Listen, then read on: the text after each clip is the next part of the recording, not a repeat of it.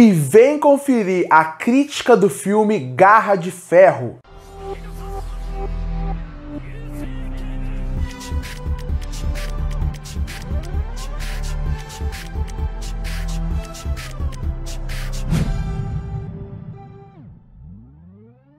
E eu finalmente assisti o filme Garra de Ferro. Filme esse que eu estava muito ansioso, porque eu vi muitas boas repercussões quando o filme saiu e finalmente ele está chegando agora nos cinemas nacionais. Filme esse que tem como protagonista o Zac Efron, também tem o Jerry Allen e também tem a Lily James, tem um elenco estrelado. E eu me surpreendi com esse filme.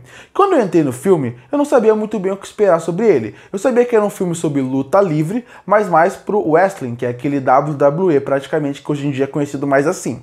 E a partir daí, eu não sabia sobre o que seria o filme. E eu não sabia nem que ele era baseado numa história real. E depois que eu assisti o filme, eu fiquei tão impactado com a história, e eu gostei tanto do que foi contado ali, que eu fui até atrás para ler um pouquinho mais sobre essa família. Porque para quem não sabe, essa família Von Erich é considerada uma família que era amaldiçoada por causa do seu sobrenome. Mas a gente não entende se isso é só uma mística ou se realmente eles são amaldiçoados. E a partir daí o filme vai tendo sua revelação e vão tendo consequências para aquela família. Eu achei um filme muito bom, tanto de atuação como de direção e de como a narrativa consegue te deixar preso ali.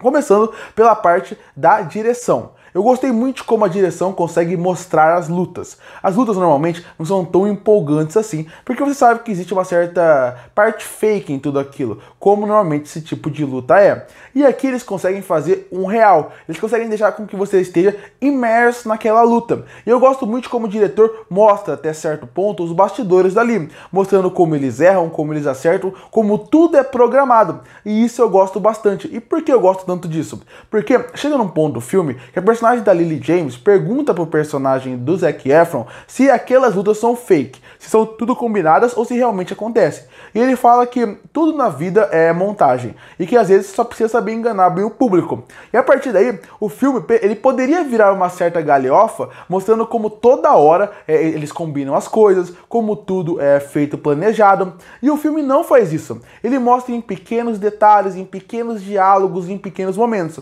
Mas a forma como eles treinam pra luta e a forma como eles entram no ringue faz com que você, como público, pense: peraí, será que realmente isso aqui está combinado ou realmente está acontecendo?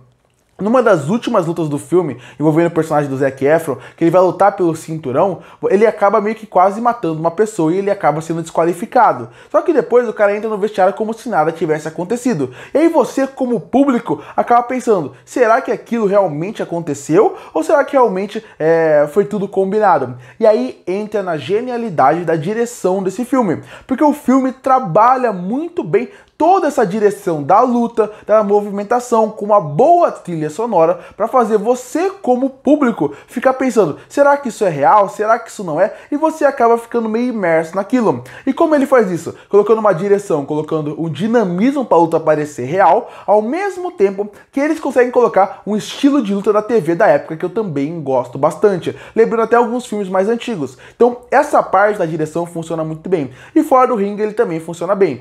Fora do ringue eu acho que a direção poderia ser mais inventiva em alguns pontos, para mostrar um pouco mais do sentimento de alguns personagens, mas mesmo assim, eu acho que dentro do ringue é o grande show da direção. A trilha sonora também funciona bem nessa parte.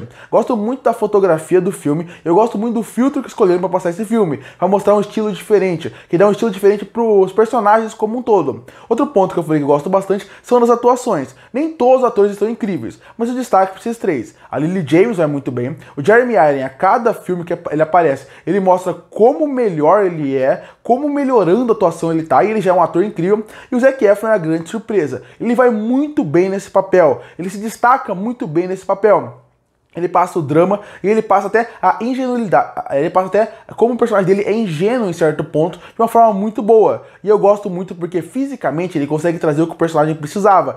Ele é o cara que te convence que será que aquilo é real ou será que aquilo não é. O filme também consegue trabalhar muito bem alguns outros discursos que eu gosto bastante pro filme, como por exemplo, o conceito de sonho, o conceito do futuro e o conceito de família. E por que eu falo isso? Porque através da figura do pai, que meio que se torna um antagonista, ele acaba fazendo com que a família vire o ponto principal de tudo. Mas ao mesmo tempo, ele coloca muita pressão nas costas dos seus filhos. E isso eu acho interessante. Mas ao mesmo tempo, eu acho que nesse ponto, o filme poderia ser um pouquinho mais incisivo. Em alguns pontos, o filme não quer representar que o pai é o grande vilão. Então, a partir daí, sempre amenizam muito isso. Então, um dos filhos, que sofre muito por causa disso, ele é meio deixado de lado no filme. O outro filho que é pra Olimpíada, ele praticamente, ele aparece o pai colocando uma pressão, mas não tanto. Eu acho que o filme poderia ser um pouquinho mais incisivo nisso, porque essa pressão foi o que fez com que os filhos chegassem no ponto que eles chegaram. Nesse ponto da maldição, você pode dizer que a pressão do pai foi muito mais devastadora para a família do que realmente o que os filhos faziam, ou uma maldição por trás. E o filme brinca um pouco isso e eu não gosto. Essa maldição por trás poderia funcionar como uma parte mística, assim como a personagem da Lily James fala. Mas agora tratar isso como um real, eu acho que eu não gosto tanto. Eu queria mais realmente que mostrasse o pai como um antagonista como ele foi, porque ele não foi culpado de tudo que aconteceu, mas a pressão que ele colocou em cima deles foi o que aconteceu sim. Cada um daqueles personagens que acaba falecendo, acaba fazendo com que você, como público, fique pensando, não é culpa da maldição, é culpa da pressão que eles têm. E isso eu senti um pouco de falta. Mas tirando isso, é um filme que ele tem uma boa narrativa, ele vai percorrendo muito bem e tem um final até que muito bonito para onde ele estava indo. Um final até alegre, porque era um filme completamente trágico. Não é o meu filme preferido de luta, mas mesmo assim é um filme que funciona muito bem. Eu acho que se fosse um filme que fosse até mais divulgado, poderia até parecer em mais premiações. O filme e o Zac Efron, por exemplo, o Jeremy Irons, que está muito bem no filme. É um filme que realmente vale seu tempo para quem gosta desse tipo de filme e para conhecer uma história real. Tanto que foi o que eu falei, o filme foi bom, ele me agradou tanto que quando eu acabei o filme, eu resolvi ir atrás, porque eu gostei muito de saber sobre essa família, porque a história é baseada em fatos reais, saber sobre essa maldição que eles falam, e ao mesmo tempo saber um pouco mais do conceito da família, saber um conceito um pouco mais sobre as lutas que estavam acontecendo ali. Então isso eu gostei bastante. Gostei muito até como eles criam a estrutura em volta da luta para mostrar como aquilo realmente chama o público. E pra quem não sabe, até hoje, só você vê na TV, ainda passa o WWE e mostra como esse estilo de luta ainda faz muito sucesso. E como, apesar de eles serem só atores fazendo aquilo, você consegue perceber que eles têm que dar muito da sua vida e muito do seu tempo para fazer com que aquela mágica aconteça no olho daquelas pessoas. Então eu gostei muito do filme. Concluindo, Garra de Ferro é aquele filme que você começa sem esperar nada e termina se surpreendendo com muito que ele pode entregar. Eu até acho que alguns pontos do filme poderia ser melhor trabalhado do que ele foi. Eu acho que ele poderia ter sido um pouquinho menor. Mas de modo geral, gostei da história, gostei das atuações, gostei dos discursos que eles trazem e é um filme que com certeza vale seu tempo. E por isso que eu fecho o filme A Garra de Ferro com uma nota 8,5 de 10. Curte a fortalecer o canal, se inscreve para não perder os próximos vídeos. E aí, o que você achou de Garra de Ferro? Que nota você daria pra ele? Comenta aqui embaixo. E eu volto no próximo vídeo.